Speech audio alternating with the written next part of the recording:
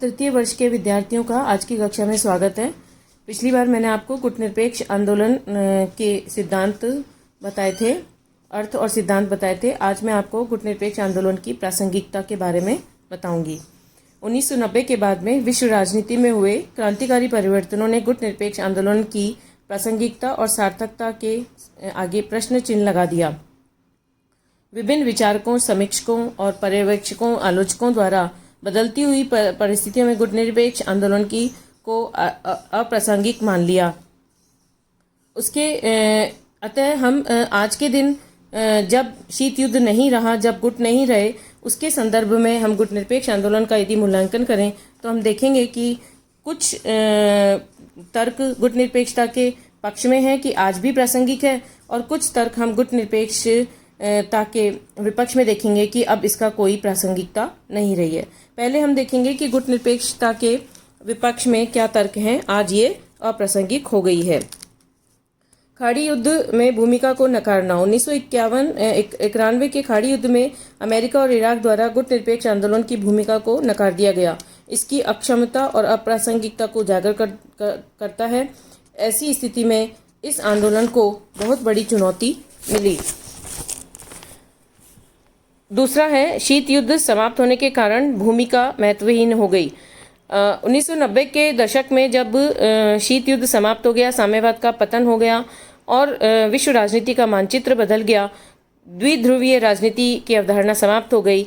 ऐसी स्थिति में गुटनिरपेक्ष आंदोलन की जो भूमिका थी वह ही समाप्त हो गई, तो गुटनिरपेक्षता का औचित्य को भी समाप्त माना जाने लगा है। अगली इसके विपक्ष में तर्क है, एक ध्रुवीय विश्व के कारण गुटनिरपेक्षता की भूमिका महत्वहीन हो गई है। जब सोवियत संघ का विघटन हो गया और अमेरिका ही विश्व की एकमात्र महाशक्ति रह गया है, तो वर्तमान में वही विश्व राजनीति का नियंता और संचालक बन गया है। ऐसे एक ध्रुवीय विश्व में गुटनिरपेक्षता को अप्रासंगिक और महत्वहीन माना जाने लगा है। चौथा, अमेरिका की नकारात्मक दृष्टि। विश्व की एकमात्र महाशक्ति अमेरिका इस आंदोलन को महत्व देने के लिए महत्व नहीं देती है और इससे इस आंदोलन का महत्व कमजोर हो जाता है।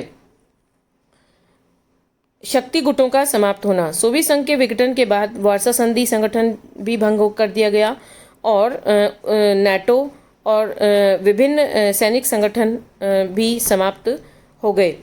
नाटो तो एकमात्र प्रभावशाली संगठन रह गया है, किंतु अन्य जो हैं साम्यवाद अवसान होने के कारण यूरोप का शक्ति संतुलन पाश्चात्य देशों के पक्ष में हो गया है।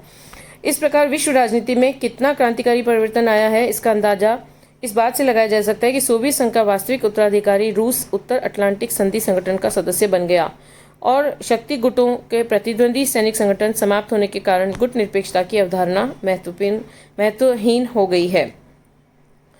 एक और है, गुटनिरपेक्ष राष्ट्रों में फूट और अंतर्विरोध के कारण भी यह शक्तिहीन राष्ट्रों का संगठन हो गया है। इसलिए इन सभी तथ्यों के आधार पर ये कहा जा सकता है कि वर्तमान में गुटनिरपेक्ष आंदोलन एक अप्रासंगिक आंदोलन हो गया है। अब इसका कोई भी आज के दिन महत्व नहीं है। दूसरा, हम देखेंगे कि कुछ इसके समर्थक ऐसा भी तर्क देते हैं कि वर्तमान नई परिस्थितियों में गुटनिरपेक्षता का और अधिक प्रासंगिकता हो गई है। उसके समर्थन में निम्न इस प्रकार तर्क दिए जा सकते हैं। पहला, समूचे विश्व की एकता का पक्षधर। गुटनिरपेक्ष आंदोलन वास्तव में